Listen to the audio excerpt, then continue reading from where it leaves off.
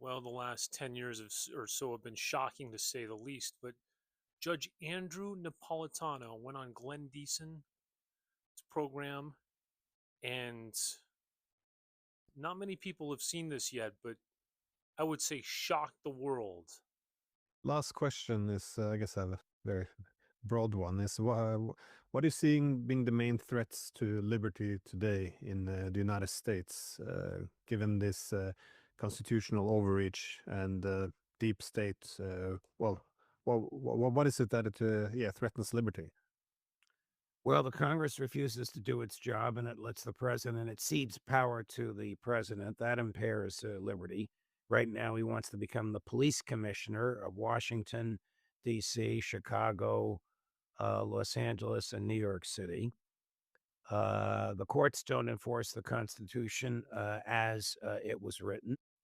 The military industrial complex and the Zionist lobby have ironclad grips on the Congress. So the military industrial complex still is the beneficiary of now $1 trillion annual budget, which of course is absurd.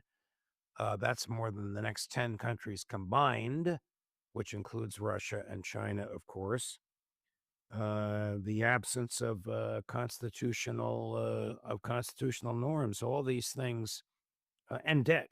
All these things are going to bring down the American government, probably debt before the others.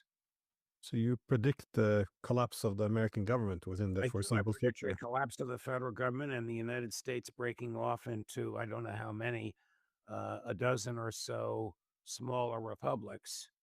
So the Uh, breakup of the United States as well. yes, yes, because it won't be able to pay its bills. It won't be able to pay its salary. No one will want to work for it. No one will lend money to it. People to whom it owes money will be out of luck. It'd be like suing the Confederacy after the Civil War because you made them a loan. The federal courts wouldn't even hear the suits. So, sorry, just one last question. Who do you think would break off first? Is it like Texas, or how do you see this fragmenting? Well, this is just speculation on my Yeah. part, but it would be regional and it would be ideological. So New England would probably be its own small republic. Texas would be its. Georgia, South Carolina, and Florida would be one. I don't know where my home state of New Jersey would end up, probably wherever New York goes.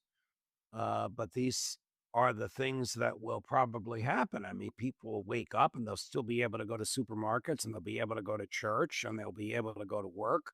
There'll just be no federal government anymore. Will someone move in on and take the place of it? Who knows? Judge Napolitano, I'm a huge fan, so this has been a real privilege for you to come on my channel. So thank you so much. Well, the fandom is bilateral, and I look forward to seeing you on with me later this week. Thank you, Professor. Thank you. Now, I find this to be so shocking that I don't even believe it. In fact, I don't believe it. I don't believe that will happen because of debt. To break up into smaller units, because these territories would still need to trade with each other, and it would make it so trade is less open. I don't think any of these geographic areas could make it on their own. They would want open trade with the other territories. So let's take a look in Napolitano's face, because that's telling, because this guy's either the greatest actor of all time, or maybe he knows something that we all don't know, because his face tells 1,000 words. The collapse of the federal government and the United States breaking off into, I don't know how many, a dozen or so smaller republics. So the Uh, breakup of the United States as well. yes, yes, because it won't be able to pay its bills. It won't be able to pay its salary. No one will want to work for it. No one will lend money to it. People to whom it owes money will be out of luck. It'd be like suing the Confederacy after the Civil War because you made them a loan. The federal courts wouldn't even hear the suits. Now look at his face right here. That's either incredible acting or that's a guy that's deep in thought, who knows something that's could be coming up the pipeline. I mean, it's, he could, again, this is a guy that was on Fox News. He knows how to be provocative. But again, a former judge, these tend to be reasonable people. And I know he's in media now, but is he trying to be provocative, or does he know something? Okay, well, what I think may happen is, how Trump is sending military personnel to blue cities. Washington, D.C. wants to do so in Chicago, New York. It's happened in Los Angeles. I think he might be laying the groundwork to steal the next election. And he wants to have an infrastructure in place in case there's civil unrest. His problem last time when he tried to steal the election is they weren't loyal to him. At the end of the day, the military wasn't loyal to him, so he had to leave.